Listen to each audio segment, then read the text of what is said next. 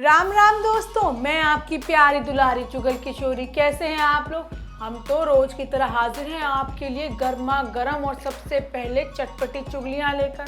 अनुपमा में तोशु मौत के मुंह में पहुंच चुका है, तो ये रिश्ता क्या कहलाता है में आरोही को पता चल गया है कि अक्षरा उसकी जिंदगी में वापसी करने वाली है।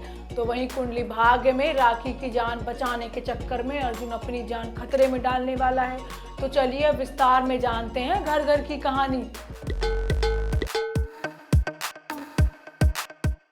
अनुपमा अभी छोटी के सदमे से बाहर नहीं निकल पाई है कि बेचारी पर एक और मुसीबत गिरने वाली है। गिरने वाली क्या, हम तो कहते हैं गिर गई है। तोशु को दिल का दौरा पड़ा है। बेचारा अस्पताल में जिंदगी और मौत के बीच लड़ रहा है। होता यह है कि माया की दुखभरी कहानी सुनने के बाद सभी के आंखों में आंसू आ जाते हैं। सभी लोगों को अपनी अपनी गलती का भी एहसास होता है। बा कहती है कि वो कभी अनुपमा की माँ नहीं बन पाई। पाखी कहती है कि वो भी अपनी माँ को कभी प्यार नहीं दे पाई। बरखा कहती है कि अधिक अच्छा बेटा तो बन गया, लेकिन वो ही सही माँ नहीं बन पाई। अब माया अनुपमा को भी धन्यवाद करती है, क्योंकि उसने सब कुछ जानने के बाद भी उसे घर में रहने की इजाज़त दी। अब माया का चैप्टर तो खत्म, लेकिन तोशु ने शाह हाउस में बड़ा बवाल कर दिया है। अब तोशु बापूजी के कारखाने में अपना हिस्सा मांग रहा है और बापूजी और खुद वनराज से भी बदसलूकी करता है। वो कहता है कि कारखाने पर उसका हक भी है और वो अपने हक को लेकर रहेगा। वनराज कहता है कि हक चाहिए तो पहले उसे कमा, पहले जिम्मेदारी भी ले, फिर हक की बात करना। तोशु कहता है कि ना तो बापूजी ने कुछ बड़ा काम किया और ना ही वनराज ने। सभी लोग इस छोटे से घर में ही पूरा जीवन काट दिए। अब ये सुनकर वनराज भड़क जाता है और कहता है कि तू पैदा होने से पहले ही क्यों नहीं मर गया। वो तोशु को घर से बाहर का रास्ता दिखा देता है, जिसके बाद तोशु को हार्ट अटैक आ जाता है।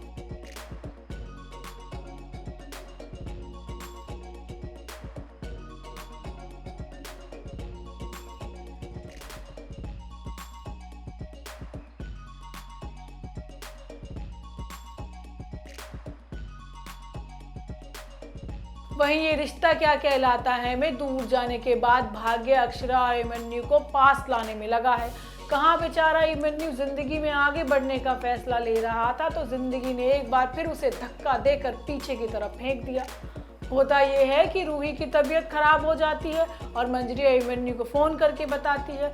मनीष अभिमन्यु को रूही के पास रुकने के लिए कहता है। अरे रूही ने एक बुरा सपना देखा होता है तो वो बहुत ज़्यादा डर जाती है। हालांकि अभिमन्यु उसे समझाने की कोशिश भी करता है, लेकिन रूही को तो सिर्फ उसकी योयो माताश्री चाहिए।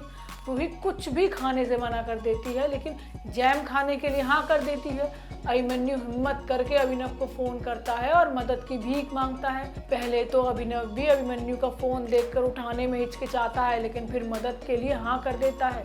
अक्षरा को भी धक्का सा लगता है, क्योंकि सुबह से ही बेचारी का मन बहुत घबरा रहा था, लेकिन फिर भी वो अपनी भांजी रूही के लिए जैम बनाने के लिए तैयार हो जाती है। इसके बाद वो हिम्मत करके कायरव को फ़ोन करती है, लेकिन कायरव उल्टा उसे ही सुना देता है। वो कहता है कि भागने वालों से उसका कोई रिश्ता नहीं है। बेचारी अक्षरा अपने आंसू पी कर रह जाती है। अब आने वाले एपिसोड में आरोही को अक्षरा के बारे में पता चलेगा। वो पहचान लेगी कि ऐसा जैम तो सिर्फ अक्षरा ही बना सकती है।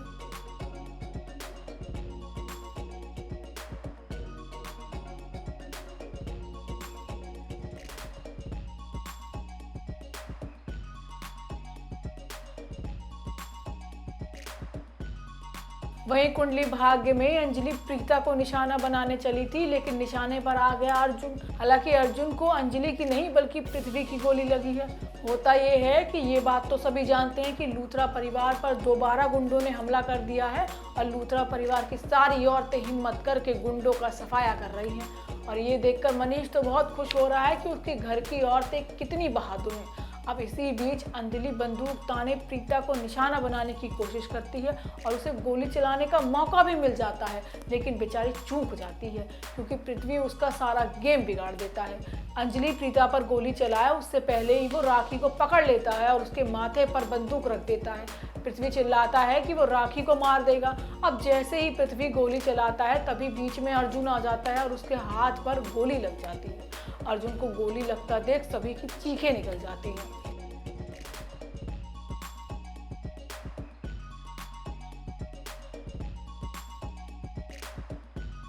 वहीं गुमे किसी के प्यार में भगवान ने पत्रलेखा को षड्यंत्र रचने का एक और मौका दे दिया है। अरे भाई, विराट का ट्रांसफर हो गया है और पत्रलेखा को तो जैसे बनी बनाई खिचड़ी मिल गई है। होता यह है कि कमिश्नर सर आते हैं और बताते हैं कि विराट की पोस्टिंग ज्वाइंट कमिश्नर के तौर पर मुंबई में हो गई है और उसे अब मुंबई जाना होगा। इस बात से जहां विराट हैरान हो जाता है तो वहीं पत्रलेखा खुश हो जाती है और सोचती है कि इसी बहाने विनायक सही से दूर रहेगा। हालांकि विराट ने अभी तक कोई फैसला नहीं लिया है, लेकिन पत्रलेखा तो पहले से ही तैयार होकर बैठी है और ये बात घर वालों को भी बता देती है। लेकिन भवानी काकू की ये बात जरा भी पसंद नहीं आती। उधर सही को विराट के प्रमोशन के बारे में बताती है और कहती है कि वीनू दादा भी अब मुंबई जाकर रहेंगे।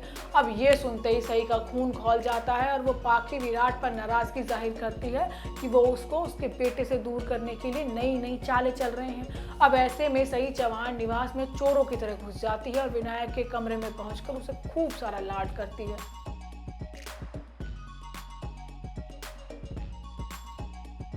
आने वाले एपिसोड में सही वीनू को स्कूल की छत पर लेके जाएगी और उसके बचपन की तस्वीर दिखाएगी, तो वहीं दूसरी तरफ पत्रलेखा और विराट उसे ढूंढते हुए स्कूल की छत पर पहुंच जाएंगे। लेकिन अब ये देखना होगा कि सही उसे सच बता पाएगी या नहीं। तो दोस्तों, ये तो थी आज के सीरियल्स की चटपटी जानकारी। आपको हमारा शो कैसा लगा हमें लाइक कमेंट करके ज़रूर बताइएगा और अगर आपने हमारे चैनल को सब्सक्राइब नहीं किया है तो वो भी कर लीजिएगा। हम रोज़ इसी समय पर आते रहेंगे आपके लिए नई नई जानकारी लेकर। राम राम।